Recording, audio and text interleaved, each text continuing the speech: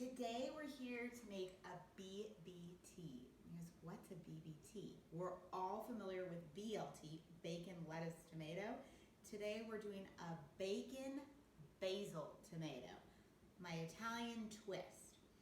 So I have put out all of my favorites the end of summer, which is so sad. However, this is the abundance right here, our cornucopia of what I have been gardening. I have dill, cucumbers, peppers. I went down to only 3 types of tomatoes this year. I have, which is so abundant right now, the majority I have is a purple Cherokee, which is right here. I have a brandy wine, which is here, reminiscent to the most luxurious ketchup you've ever tasted, not out of the bottle. And then I have a black creme, usually has that beautiful black kind of zebra striping. I only grow and I only eat heirloom tomatoes, and it is a particular I have. One of my pet peeves when I have a caprese or a tomato and I can taste the texture and I visually see it's a tomato, but there's no flavor. Heirlooms are the way to go. So I did those 3 this year, and so far I am happy. I live all year round for this abundance of tomatoes. Great nutritional, fiber, vitamin C, amazing. So there's a big debate on the BLT, so to speak, what kind of bread to use. A lot of people love a classic white. I personally today am using a San Francisco sourdough. I love store-bought, fine. I went through middle piece, the big pieces, because I am just going to eat this in privacy and go crazy. Other people love a good wheat or a brioche. I personally find something that's going to have that flavor and really just let those tomatoes, bacon, and those prominent flavors just come through. So for me, I love that the sourdough there. So in prep of this, we have tomatoes here, which I am using my, hold these up, brandy wine and purple Cherokee. And one of the first things I'm going to do, I also just recently learned, you can spritz with a little red wine vinegar and salt, kind of before, maybe like 10 minutes before, just to kind of bring out the natural flavors of the tomatoes. I'm going to skip the red wine vinegar today. I've got a nice little bite here with the sourdough, and we're doing a sriracha aioli, so it's not necessary, but the salt there, so important. I'm going to go ahead and do that. So we salted those. I've pre-made a little sriracha aioli, which is really just a little Hellman's mayo and sriracha. You can kind of dress that up and add as much or as little as you like, depending on the heat. I just kind of squirt in visually. So I am going to slather this on. It's not really traditional given the sriracha or say the basil. These is just the flavor profile that I love. You can make a homemade pesto also and spread that along on it, which is fantastic.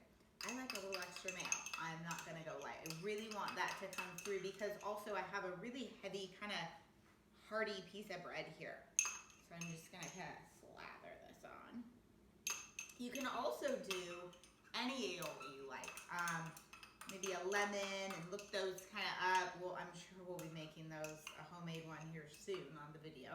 But a lemon or say chive is so nice to do too. Something really kind of delicate, or just plain old Duke's or Hellman's mayo. Miracle Whip, no, I cannot condone that. However, going forward, we are going to now start with, I just posted maple Dijon bacon. Didn't know about this. I know a lot of people do. It's like a billionaires or millionaires bacon. This is a nice thick cut. I got local at Blue Max Meats, but you can have any butcher, anyone you do or buy, a nice thick cut bacon. I can't do the thin on anything. I just, once you have it like this, it's worth every penny or don't have it at all. So I love a nice thick cut. When I did this, I just whisked together a little maple syrup, a little Dijon. I have some alderwood smoked salt and black cracked pepper, and then I just kind of brush that on. I bake that at a 400 to 425 because I like, as you can see, a real crispy, darker, kind of like bite, grizzled, fat bacon, given that this is a thicker cut. So I cook that until just kind of desired consistency. Now, this also brought a big debate. Can you leave cooked bacon, leave it out on the counter? Or does it need to be thrown away? Now, what I read up on, if it has nitrates, which is horrible for you, it's safer. If it's uncured pork or bacon in that way, throw it out when in doubt. I went ahead and rolled the dice, we'll see how I feel tomorrow, and just reheated this and cooked it. What I didn't save though was last night, since I did it last night, the juice on the parchment with the bacon. And I do parchment just easier for cleanup and everything else. I don't like all that grease on my pans, but whatever residual you have, it's so good to sop up the bread with and use it instead of like a butter and just, oh my gosh, and then it gets toasted. So while I start to prepare this, I'm gonna go ahead and turn on my pan. I have here, this is a step you don't have to do. In fact, last night when I think I had, because I just had bacon laying around, had to try one, and I was dying for my BBT, I used a toaster. You can put the piece of bread in the toaster, cut in half, you know, I'm always a double, I like a little more toasted. However, I've got this great panini kind of grill pan here on hand.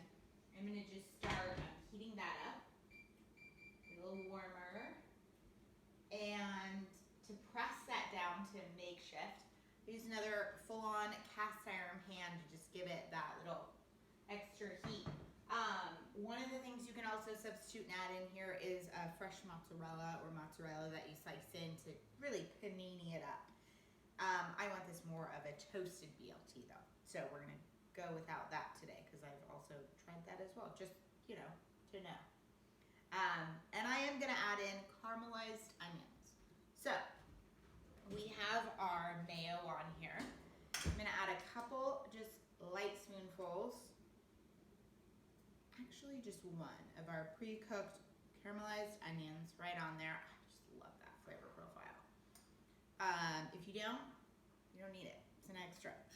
So then we're just gonna kind of layer these amazing tomatoes. And I just kind of one by one so that when I get a bite, it evens out. Of the two different kinds, that purple Cherokee and the Brandywine. Let's kind of slide those on there. Oh, I cannot wait to put these in my mouth. Then I'm gonna pick off here some great, nice big pieces of basil. As you can see, we're losing our leaves. I've been eating a lot of it. So I just kind of layer that, kind of stack on top here. I'm actually gonna do it on the other piece of bread. And that will be kind of my lettuce part of it. I do love a nice crisp iceberg is amazing. The other thing too, you do a BLT and then you go, oh, I have all this. Do the BLT salad, do a steakhouse salad, serve a steak with it, you know, with some horseradish, amazing bottle of red wine, Friday night, done. So with this, we're gonna roll over, take this bacon. Of course, I wanna find thickest pieces I possibly can here. I mean, there's like the fat still on there, and it's really subtle with that maple and Dijon. And you don't want it to taste like mustard. You don't want it to taste like maple, but you just want to like kind of accentuate the bacon flavor. One of the other things when I was saying with the millionaires, like people do the brown sugar style, you can actually, if you don't have maple syrup, and also it can be a waste because it's so expensive, you're not using that much though either. You can just substitute a brown sugar and that works just as well. And instead of alderwood smoked salt, because you know we all have that in our pantry, regular salt is just fine. Just make sure you have, and it could be a Dijon or regular mustard, just mustard. And I wouldn't maybe a whole grain brown. I would either do a yellow or a Dijon. And the salt, the cracked black pepper, and some of that little sweetness. Okay, so I have, 3 pieces of bacon? That's clearly not enough. Let's go for 4, because I never have bacon. This is the one time a year I say 4. It's like corn, my favorite things. Okay, slap that.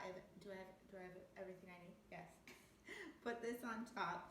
I'm going to move my bacon here. I'll move this to show you how we are going to literally just run through this fat, both sides of our sandwich, so that when we put it on the grill, it's gonna bring in that flavor, that fat, and it almost works like a butter.